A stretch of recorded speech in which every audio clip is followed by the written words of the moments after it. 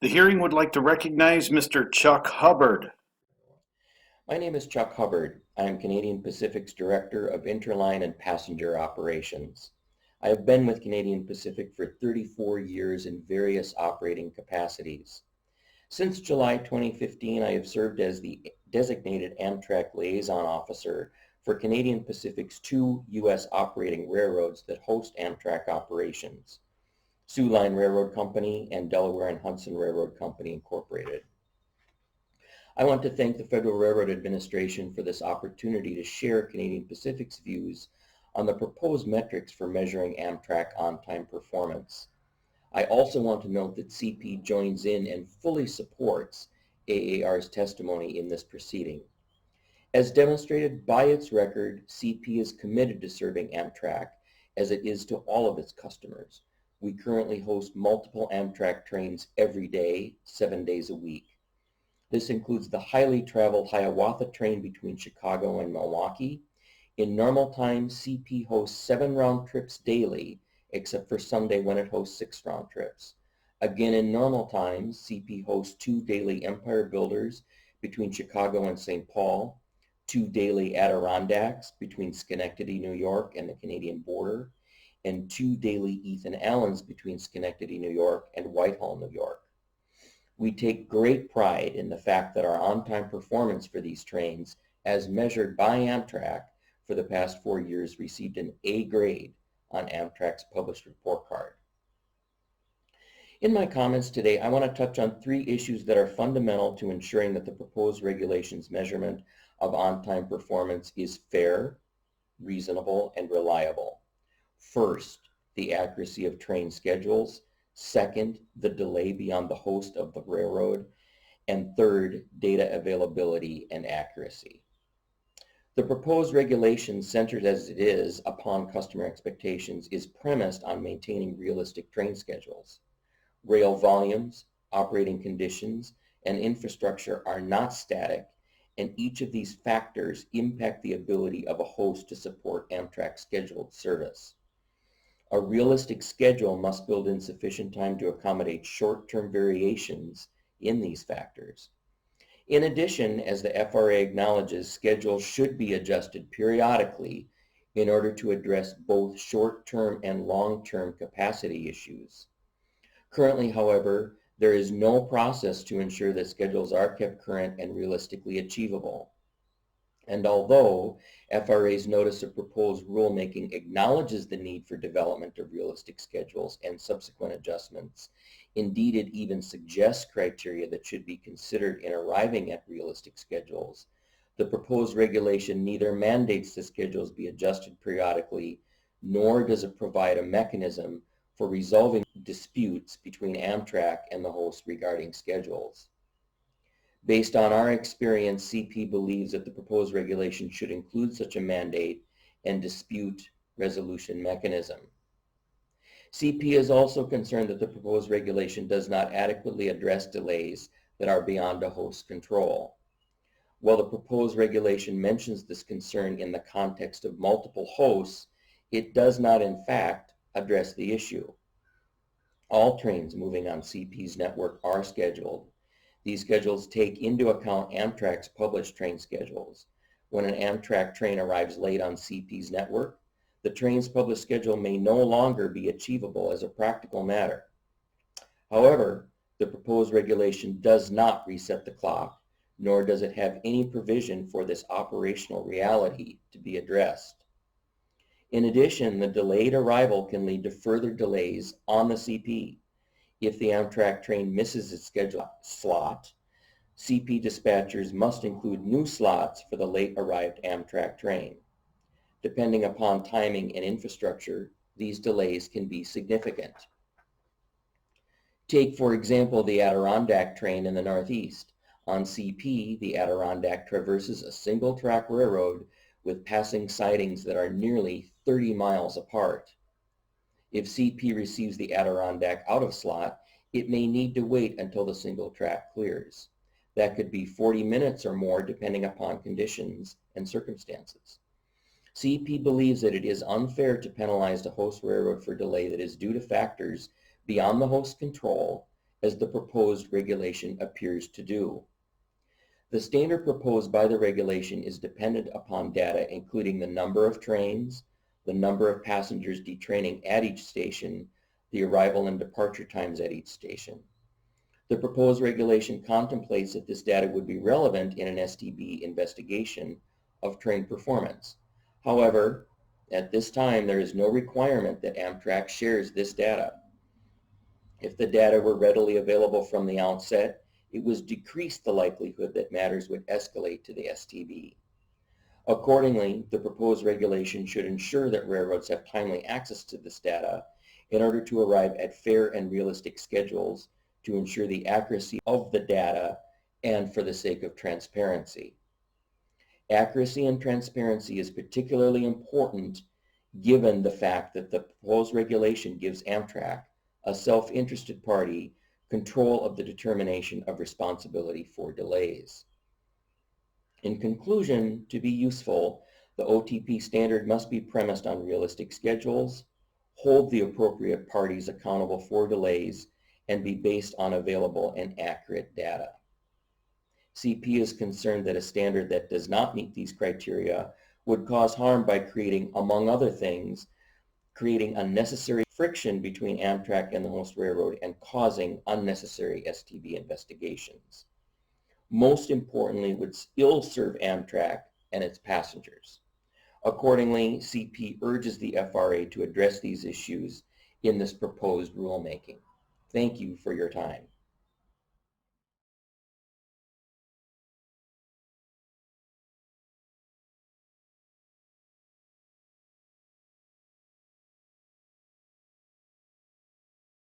My name is Kevin Brubaker. I serve as Deputy Director of the Environmental Law and Policy Center. We have been engaged in this debate over on-time performance with Amtrak, railroads to Surface Transportation Board for over a decade. And we are pleased that we have finally gotten to this point where it looks like there may soon be an on-time performance standard that we can all move forward with. Back in 2016, when the Surface Transportation Board was proposing a definition of on-time performance based just on terminal stations, we wrote, and I'll just quote a single sentence, quote, "To state the obvious, the public policy goal is not that a train arrives at its destination on time, but that the passengers do," end quote. We said that at that time in support of an all-station definition of on-time performance. Today, we can see that the Federal Railroad Administration has come up with a better definition than that which we argued for several years ago, measuring the passenger experience rather than the station experience. In that light, we do support the standard as proposed today by the Federal Railroad Administration to measure the experience of the passenger, whether or not they arrive on time. We acknowledge many of the challenges achieving that have been raised by freight railroads on today's call. And in written testimony later, we will provide our thoughts on how these might be addressed. But the bottom line is we support the regulation as proposed. Thank you for your time today.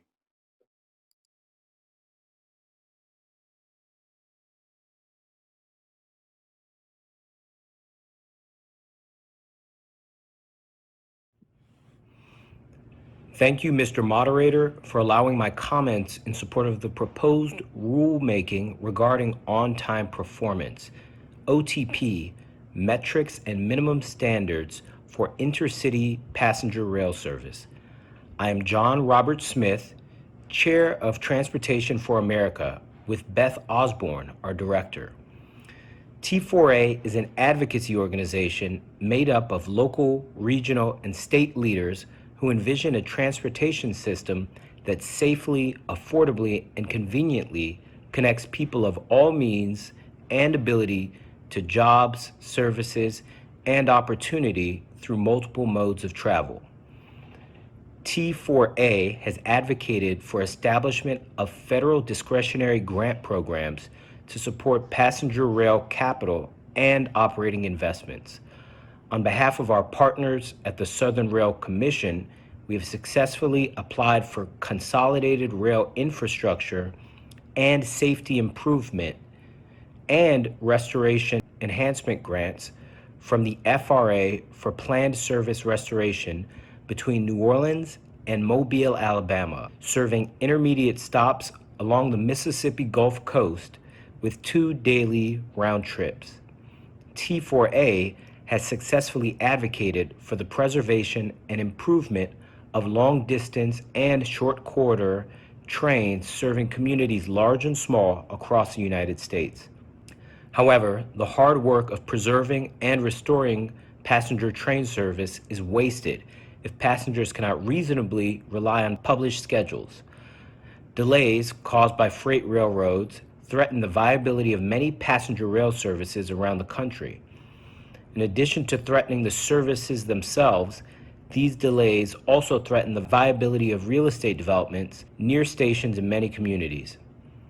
Mayors and other local leaders are counting on reliable and efficient passenger train service to help make redevelopments near train stations in their downtowns attractive and viable.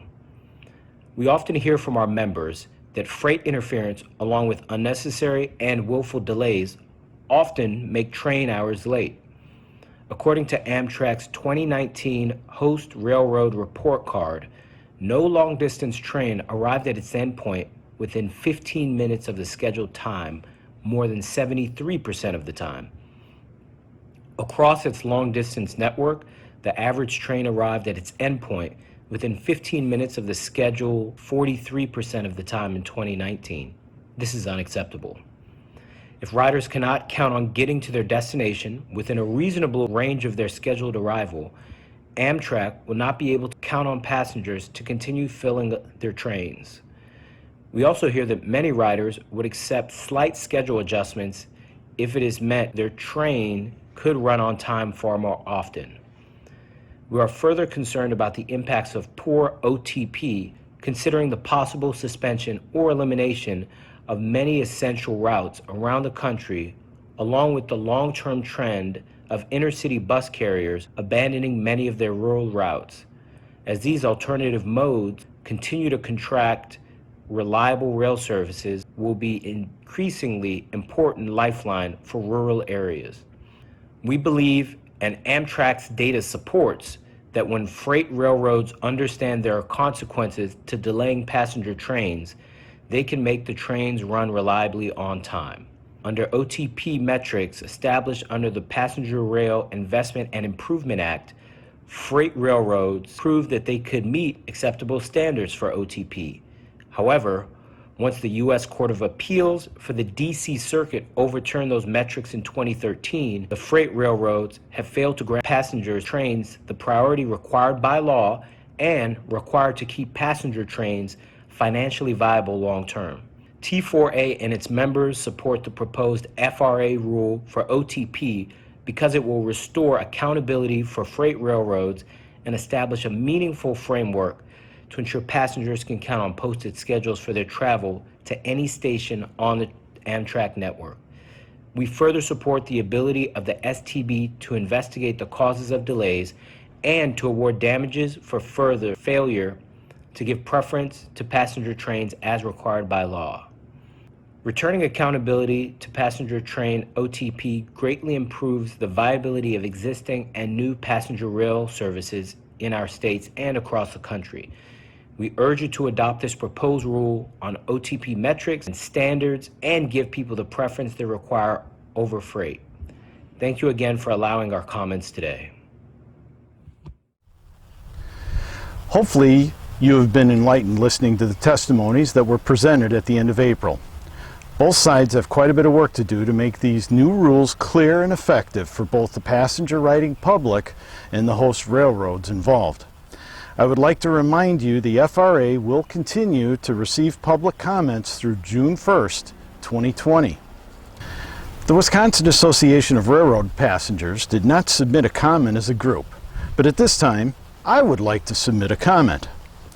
The FRA has received numerous comments from the passenger train riding advocates and users commenting about late trains and the many reasons why these trains were late. I have no doubts all of these personal testimonies are true and hope the FRA remembers these all too often repetitive acts of tardiness when the new NPRM is disclosed. One comment I would like to emphasize that I have not heard one other person mention is when new schedules are created for whatever reason, the timing of the schedule on routes over 100 miles should be competitive with personal automobile travel times. Coming from the Midwest, many passenger rail advocates and users might remember the Amtrak train that traveled between Janesville, Wisconsin and Chicago. 50+ miles traveling at 30 miles per hour is not going to fill the train with passengers. Maybe you might remember the former Amtrak train that traveled between Indianapolis and Louisville.